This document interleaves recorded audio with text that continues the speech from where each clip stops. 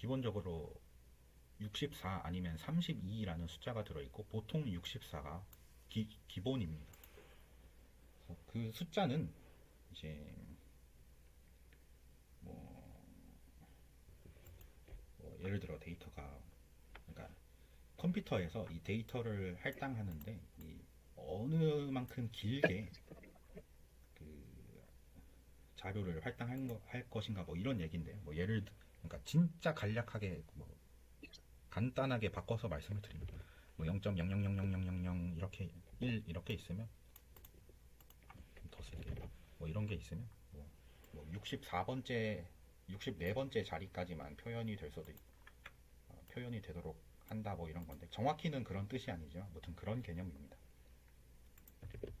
근데 약간 한 가지 그냥 팁인데요.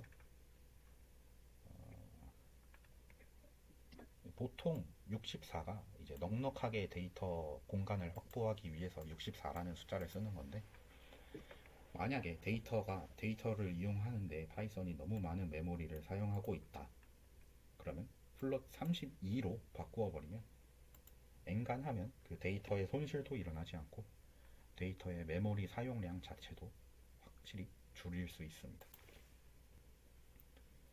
그래서 나중에 혹시나 좀 큰 데이터 수가 진짜 몇 천만 개 되고 컬럼도 많고 하는 데이터 다룰 때, 이거 데이터를 다루는 게 너무 무겁다, 버겁다라고 느껴지시면 데이터 타입 바꾸는 거 한번 생각을 해보시면 됩니다. 플롯도 32, 64 있고 인트 형식도 32, 64가 다 존재합니다.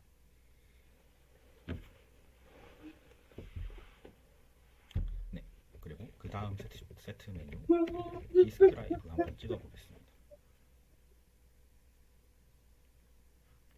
보시면 평균값, 표준 편차값, 최소값, 25%값, 50%값, 75%값, 맥스 값을 다 보실 수 있고요.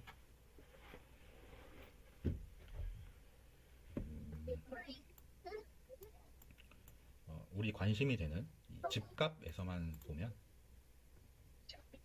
평균이 22, 표준 편차가 9, 제일 싼 집이 5라는 집값을 가지고 있고 제일 비싼 집은 50이라는 집값을 가지고 있네요.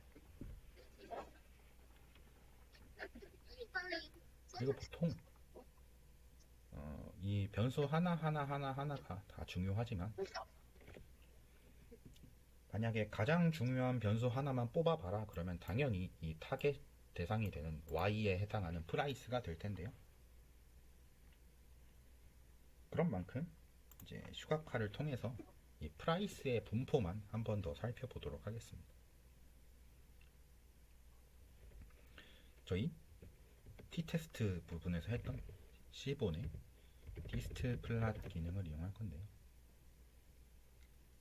그 안에 값으로 데이터에 프라이스 컬럼 부분만 떼어낸 데이터를 넣어주도록 하겠습니다. 이것만 시행시켜줘도 결과는 나오게 되는데요. 조금 더 우리 연습 삼아 갖춰야 될 것들 넣어보면 이상한 문구도 안 뜨고 더 깔끔하게 나오는 걸 확인해 보실 수 있습니다. 이 우리의 관심 대상인 Y 타겟 값을 한번 분포를 살펴본 결과 한 20 근처, 한 21 정도 되는 것 같은데, 그 정도 값을 평균적으로 가지고 있고, 마찬가지로 꽤나 양쪽이 대칭적인 모습인 걸 알 수 있습니다. 한 가지 특징은 전반적으로 중심을 기점으로 대칭적인 형태를 띠고 있는데, 희한하게 최대값 부분에만 다시 한 번 더 봉긋 솟아 있는데요. 아주 비싼 집을 제외하면 분명히 대칭 형식을 이루고 있지만, 그 비싼 집이 가끔씩 껴있는 수준이 아니라 최고가 정도의 집이 꽤 어느 정도는 들어있구나 라는 걸 알 수 있습니다.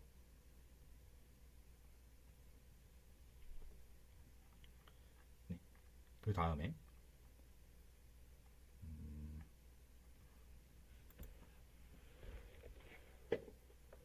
관심의 대상이 되는 y를 이렇게 분포를 통해서 살펴보았으니까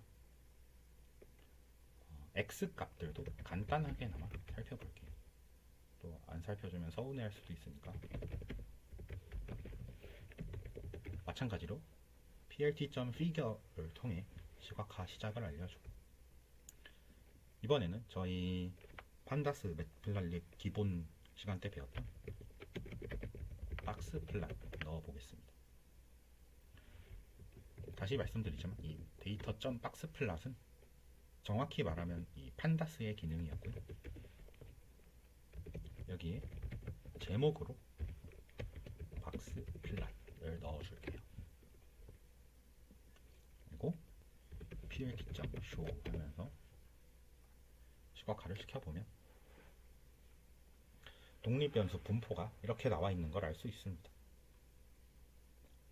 기본적으로 박스 플랫은 제가 다시 말씀드리지만 이제 뭐 4분위수라고 하는데 뭐 75% 값, 뭐 25% 값, 50% 값 이런 걸 보여주는 것도 있고, 그 값들을 기점으로 생성되는 이 박스를 통해 데이터 자체가 얼마나 넓게 분포하고 있냐도 대략적으로 파악해 볼 수 있도록 합니다.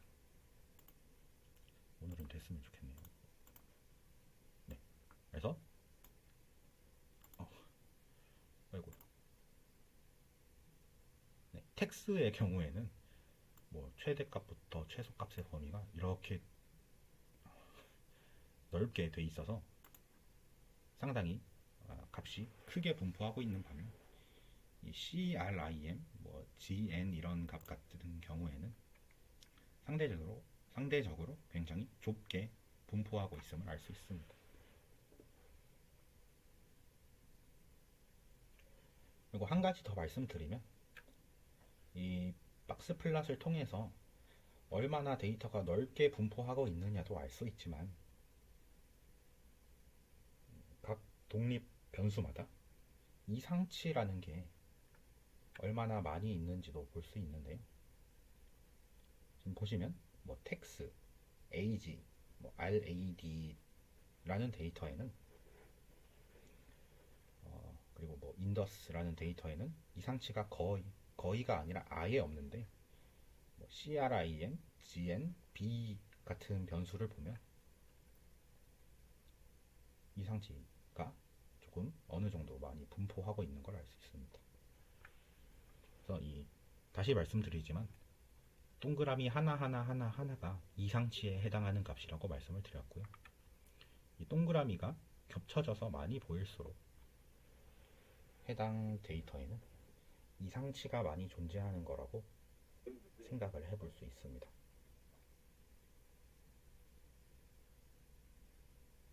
네. 그리고 우리 관심의 대상이 되는 프라이스, 이 집값 변수 역시 어느 정도는 이상치를 포함하고 있음을 파악해 볼 수 있습니다. 이 최대값 근처에 머물렀던 이 부분이 다 이상치로 판단되고 있을 거라는 걸 짐작을 해볼 수가 있네요.